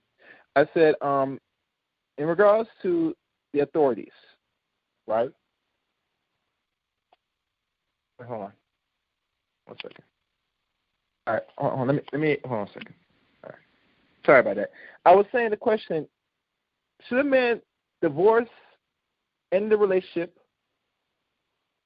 with his girlfriend or his wife if she calls the police on him for whatever reason? If she calls the police on him for whatever reason, I don't think that there's grounds for ending the relationship, but I do think that it should be grounds that they should participate in some level of therapy. And But now, if it repetitively happens to the point where it disrupts a person's ability to function, earn a living, or operate without the threat in their own household of losing their freedom or whatever, because that costs money. Then, bonding out, all that stuff costs money. It costs time. It can disrupt the normal flow, particularly if you have children. I do think that if this repetitively happens, you may want to consider terminating the relationship. Okay. Yeah, 'cause I had the same conversation with some gentleman, and he said that usually if that happens, automatically the relationship should be over. Now, I thought in my mind that it has to be something very severe before I decide to pull the plug, you know. But like I said, I was sitting down with some great gentlemen and ladies having the discussion. And because I know the police is very much a problematic, because we don't run the police force as black people in our counties and our cities. So, you know, the police should not be just coming in on a given notice for every little problem. It should be for serious issues, severe issues. It should not be used as a tool just to control somebody, in my opinion. If it has to get to a point where you have to control somebody, to me, depending on how long you know this person, both of y'all might have to go to therapy. You get me? Right. Just to see if you can mend this. And the reason I say is because if you've been in a relationship longer than 3 years, and let's say God knows you have children, it is vital you need to go see need to see therapy. You get me? Right. And if that doesn't work, then yes, you might have to co-parent and separate from your spouse if you have kids. And that's the logical way to go about it. I would say that would be the best way to go about it. Because let's be honest, we should be using the tools available to us to keep these relationships going. Because, hell, our parents, regardless after Jim Crow and before integration, most families, regardless of no-fault divorce, figured it out. They got married and they stayed married and figured it out. Now, today, the average couple today can't even figure out how to solve a simple problem, a disagreement, and they want to call it quits, especially on the women's side, at 70 or 80% of divorce filing divorce, or 6%. So it tells me you're not in it for the long haul to build something. If it's not going your way, you find a way out. And to me as a man, speaking personally, that you should not be getting out that easy. If you make the commitment, stay with it, work with it, and make it work. Get me? Right. This bounce around this community is doing right now, it's not in our favor now to be having structural relationships that will lead to marriage and then bounce out in less than 2 years. Even the people that have money, D Derell, yeah, they can afford to keep relationships going, but there's still some inadequate and missing in those relationships, because for a person to stay long because you make more money than them, that tells you you're not in it for long. You're just here for the money, and that's it. And anytime the money goes, so does that relationship goes too. Correct? Right. So we have to be balanced in our relationships. What we want, what's the end goal? We want to see each other as a union.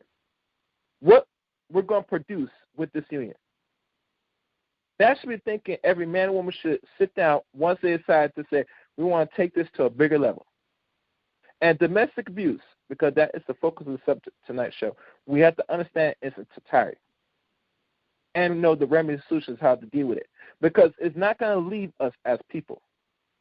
You can put as many policies as possible to slow it down, but at the end of the day, if you can't understand the main reason and cause of why people commit abuse domestically, it's all a waste of time. No policy is going to correct a human person's behavior overall. You have to deal with the solution part. Why are they doing it? What ways we could do to mitigate that? There should be prevention, real prevention, not a quick fix. And this is why I can't have this conversation with women if I want to have, because when I hear about domestic abuse, I want to hear say, all right, so you want something to happen to this man, and there's a solution. No, you're going to find remedies and preventions right off the bat, so you don't put yourself in any domestic abuse, period. If you can't do that as a person, my advice, don't get in a relationship. Just live out your life, spend your money, go trips, buy animals, and be comfortable alone. So that's simple. Because relationships, brother, is work. And if you're a person that feels you're not going to put your skin in the game, and you're going to try to cause dysfunction or something to create anguish to the opposite sex where it's going to lead to something physically violent, possibly, then you have failed. And this applies to either side because we don't want the ladies to get aggressive on us, fellas. Let's be honest, No, we like that stuff, but we got to be really conscious of our actions to a certain set of women. Because women are just as aggressive as men now. So we have to be very cautious how we move out in the streets with these women, with these ladies, guys. All right. So that's all I'm going to say. Anywhere where they could find you, D Derell, or anything upcoming? Again, you can watch me on D Derell Life Solutions. I do have some content that will be released probably between Tuesday and Friday. I'm looking to do at least 5 videos that I'm going to be releasing. I actually have some editing to do. If I don't release it tomorrow, definitely between Tuesday and Friday, I should have a host of about 5 videos. A couple of those videos are going to be PPP loan related, and it's also going to be about just relationships and different social problems in the black community.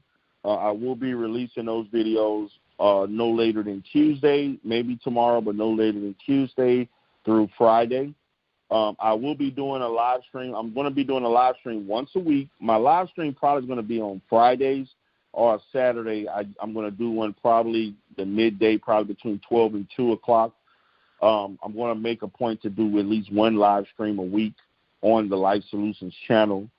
So those are the things I'm going to be doing. As far as my D Derell the Rebirth, I may be doing, I don't know yet, I'm probably going to do 2 live streams during the week, and then the weekend I'll be doing content throughout the weekend. Excellent. And like always, I appreciate your time and energy. I think this is a learning experience. I hope you took some notes, D Derell, for things that you want to implement for the abuse part of things, since I gave you some ideas. Because that's what I'm good at, give you some different ideas to look about this, approach this, Okay, brother. Yeah. But other than that, like I said, I'm subscribed to your channel. So for any other channels that you create, just either let me know for the email or on Facebook or, text, how you want. And I will put it in the description of this stream for those that, want to subscribe to. Is that cool?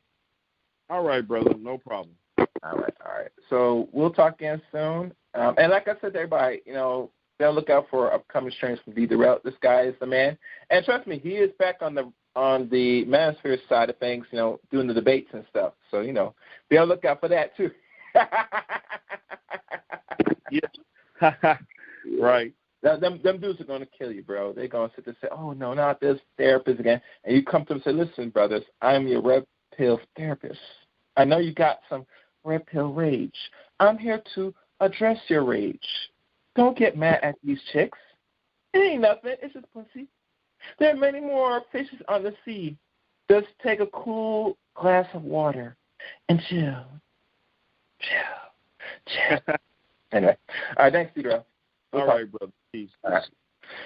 And to all those that were listening to today's stream, thank you for listening. Join me again for another broadcast.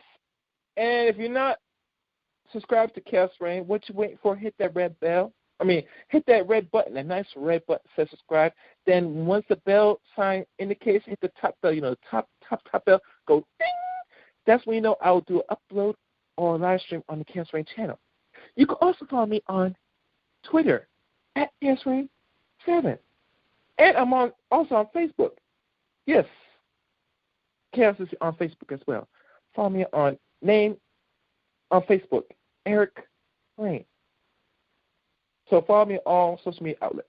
And season 2 of Chaos Reign is now going to eventually be completed. I will put the links on upcoming streams where you can listen to the audio podcast of the shows. So thank y'all for listening to today's stream. Until next time, take care and good night. I'd like to give a shout out to D Derell again for being a special guest on this very much sensitive topic, and wish for better and more greater success for him in the near future. Subscribe to D Derell Rebirth and all other outlets. Those links will be in the description. And like always, comment, subscribe, and like this video. You can follow me on Twitter at Chaos Reign 7, and now you can follow me on Facebook Eric Rain on Facebook. Until next time, Lady Chaos, Rain.